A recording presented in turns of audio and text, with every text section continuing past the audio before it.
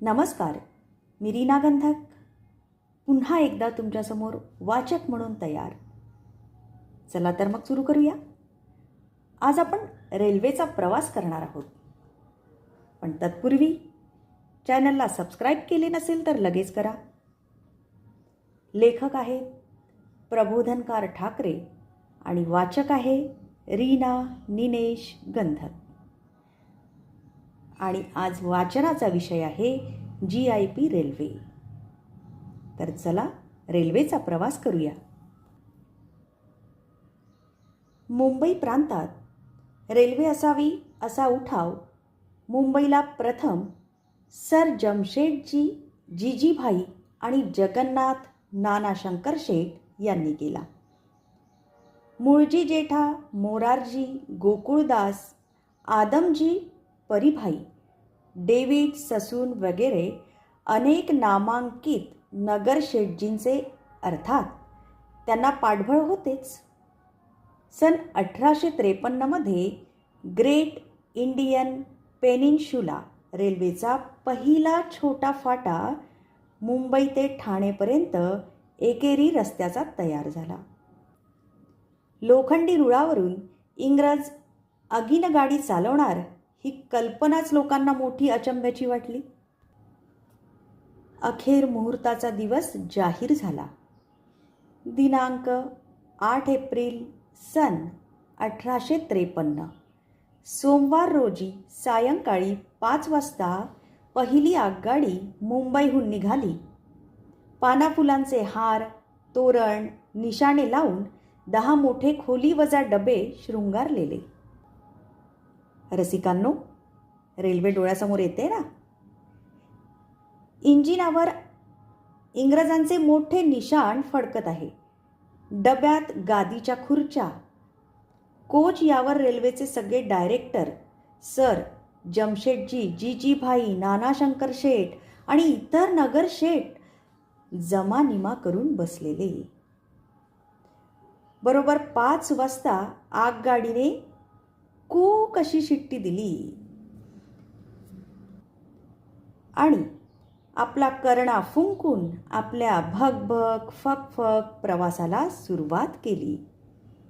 मुंबई ते ठाणे दुतर्फा लाखांवर लोक कलियुगातला हा इंग्रजी चमत्कार पाहायला आवासून उभे होते. ना बैल, ना रेडा, ना घोडा आणि वाफेच्या जोरावर एक नाही, 2 नाही, 10 डब्यांची माळका खुशाल चालली आहे. झुकझुक करत लोखंडी रुळावरून. कमाल आहे बुवा इंग्रजांची. आता तर काय, विस्तव आणि पाणी यांची सांगड घालून इंग्रजांनी वाफेलाच गाडी ओढायला लावले. मुहूर्तावर निघालेली पहिली आगगाडी ठाण्याला जाऊन पोहोचली आणि मुंबईला परत सुद्धा आली. पण त्या वाफेच्या गाडीत बसायचा लोकांना धीरच होईना. दुसऱ्या दिवसापासून लोकांना मोफत ठाणे ते मुंबई आणि परत ने आणण्याची दवंडी पिटवण्यात आली. आगगाडीत बसणे धोक्याचे नाही, प्रवास लवकर नि सुखाचा होतो हे लोकांना पटवण्याची रेल्वेच्या कारभाऱ्यांनी खूप आटापिटा केला. पण लोकात भलत्याच कंड्या नि भलत्याच अफवांचे पीक पिकले होते. वाफेची गाडी ही इंग्रजांची विलायती भुताटकी आहे. मुंबईला नव्या इमारती नि पूल बांधता आहेत. त्यांच्या पायात जिवंत गाडायला फूस लावून माणसे नेण्याचा हा साळसूट डाव आहे. असल्या अफवांपुढे शहाणे प्रचारक काय करणार. 1-2 दिवस सरकारी कचेरीतले कारकून, व्यापाऱ्यांच्या पेढीवरचे गुमास्ते यांना मुंबई ते ठाण्याला नेऊन परत आलेले लोकांना दाखवले.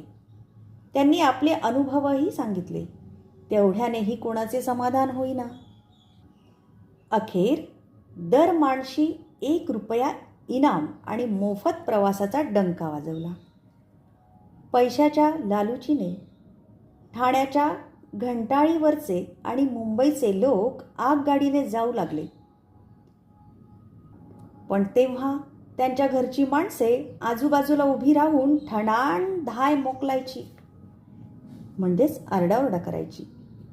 त्यांची समजूत काढता काढता रेल्वेचे अधिकारी अगदी टेकीला यायचे. एकदा ते प्रवासी ठाणे मुंबईची सफर करून सुखरूप परत आले म्हणजे मग मात्र चौकशी करणाऱ्यांचे घोळकेच्या घोळके त्यांच्या भोवती जमायचे. रुपयांचे इनाम पुढे 8 आण्यावर आले, नंतर 4 आणे झाले.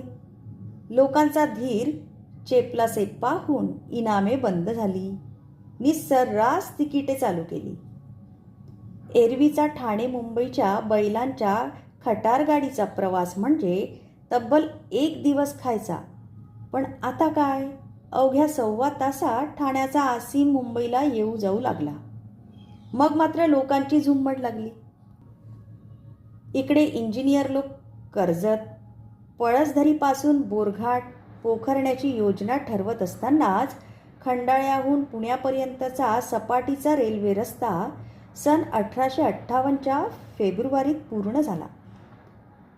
त्याचाही मोठा थाटामाटाने ओपनिंग शिरोमणी करण्यात आला.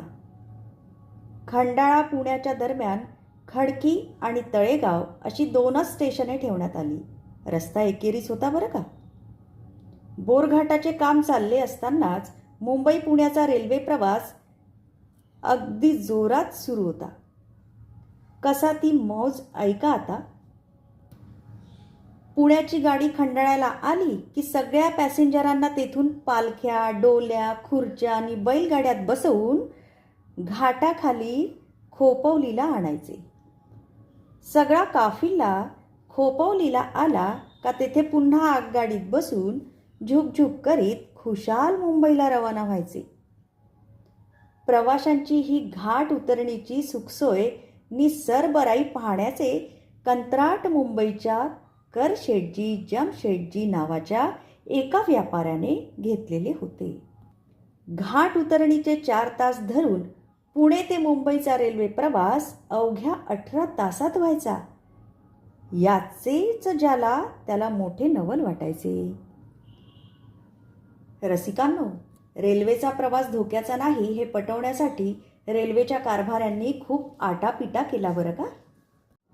ज्याप्रमाणे रेल्वेविषयी अफवा पसरल्या असून सुद्धा त्यातून मार्ग काढत एक छान रेल्वे सुरू झाली आणि आज आपल्याला ती चांगल्या सुखसोयी देते, त्याचप्रमाणे जीवनाच्या अफवांमधून सुद्धा आपण एक उत्तम मार्ग काढू शकतो.